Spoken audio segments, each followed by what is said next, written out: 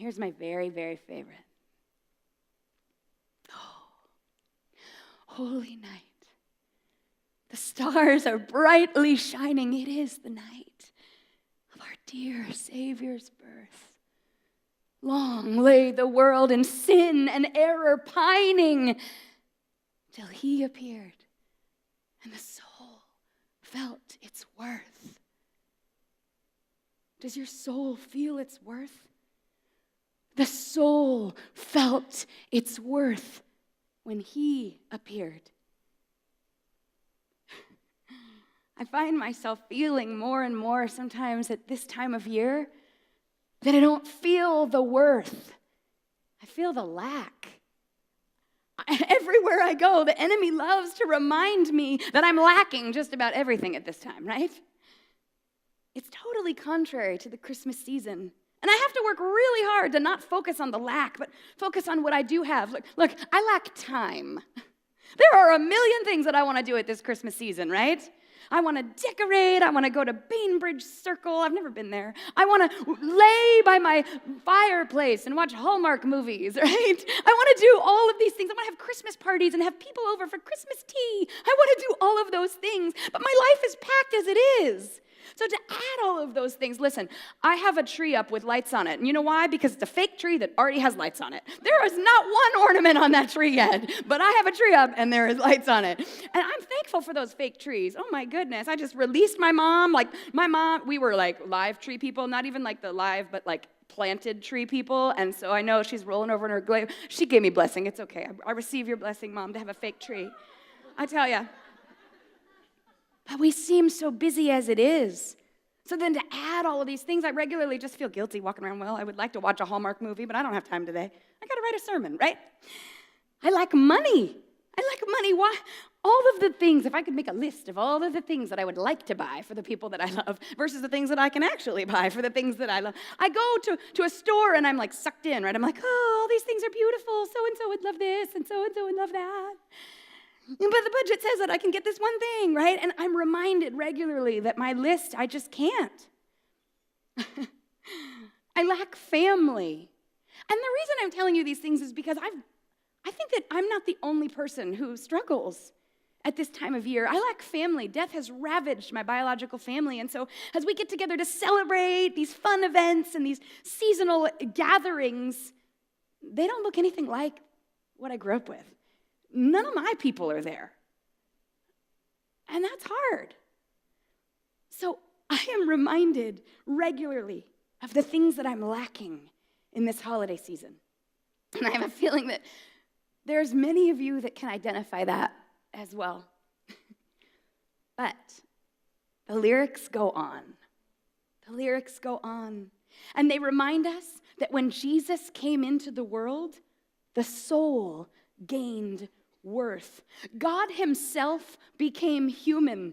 We're so quick to bash on our humanness, right? How many of us have always been like, well, I'm only human. Right? I'm not a superhero and I ain't Jesus, right? So we just get so caught up in this, like, that I'm just human. But let me tell you, Jesus could have come down as a tree.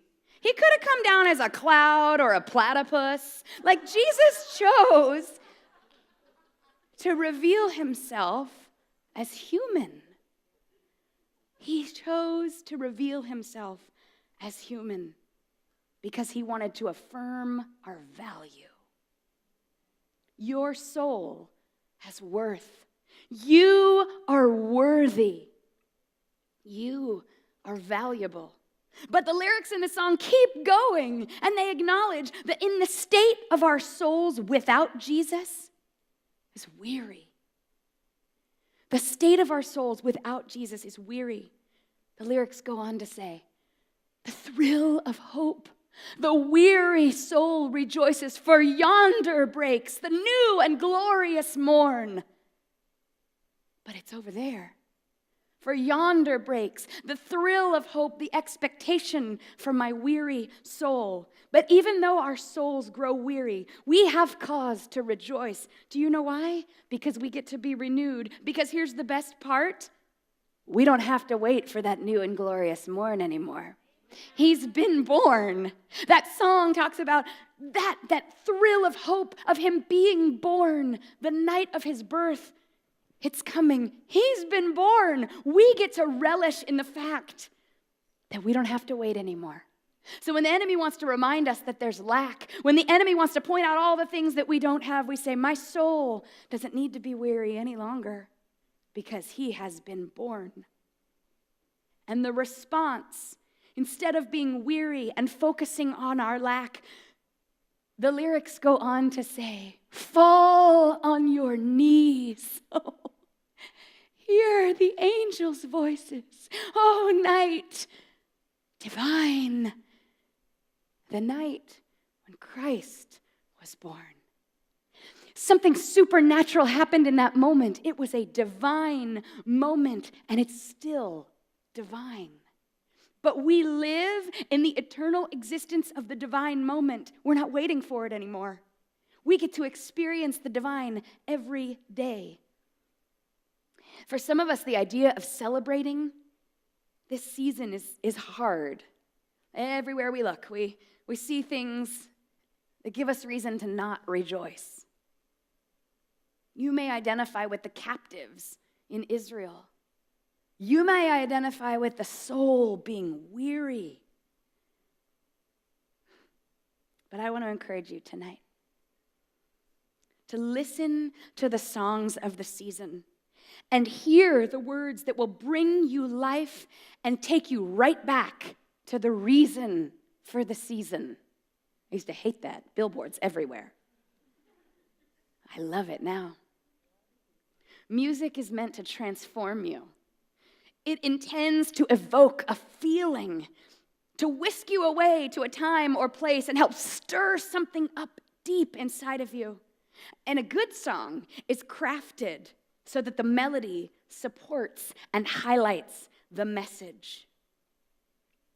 So I'm going to leave you with this. Away in a manger, no crib for a bed, the little Lord Jesus lay down his sweet head. The cattle are lowing, the poor baby wakes, but little Lord Jesus, no crying he makes. Be near me, Lord Jesus. I ask you to stay close by me forever and love me, I pray, and bless all the dear children in thy tender care, and take us to heaven to live with you there. So go, tell it on the mountain, over the hills and everywhere. Go, tell it on the mountain that Jesus Christ is born. Merry Christmas.